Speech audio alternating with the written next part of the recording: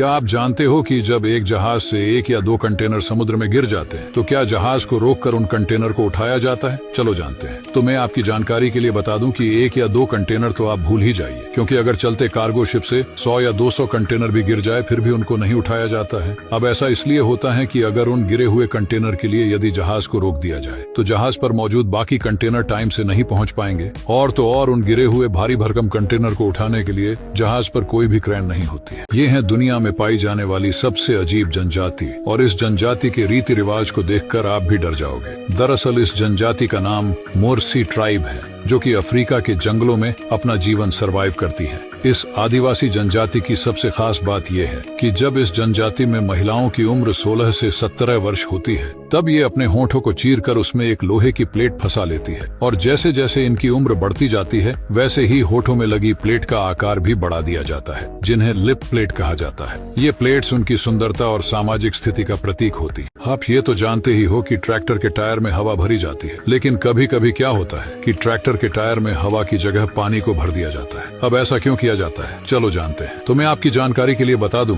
कि जब ट्रैक्टर फिसलने लगते हैं या फिर ट्रैक्टर से ज्यादा लोड खींचना होता है तो ऐसे टाइम पर पानी को टायर में भरा जाता है, क्योंकि पानी भरने से टायर भारी हो जाते हैं, जिससे टायर और जमीन के बीच अच्छी पकड़ बन जाती है, और काम हो जाने के बाद पानी को टायर से बाहर निकाल दिया जाता है। जब एक चंदन का पेड़ 8 से 10 लाख रुपए का बिकता है तो हर कोई चंदन की खेती क्यों नहीं करता है, जबकि चंदन की खेती करना भारत में इल्लीगल भी है। और चंदन का पेड़ इतना महंगा क्यों बिकता है, चलो जानते हैं। दरअसल चंदन के पेड़ को उगने में 15 से 20 सालों का एक लंबा समय लगता है, जो कि किसानों के लिए एक लंबी समय अवधि है, और एक चंदन का पौधा करीब 100 से 300 रुपए का आता है। चंदन के पेड़ से महंगे परफ्यूम और ब्यूटी प्रोडक्ट बनाए जाते हैं, इसलिए ये इतना महंगा बिकता है।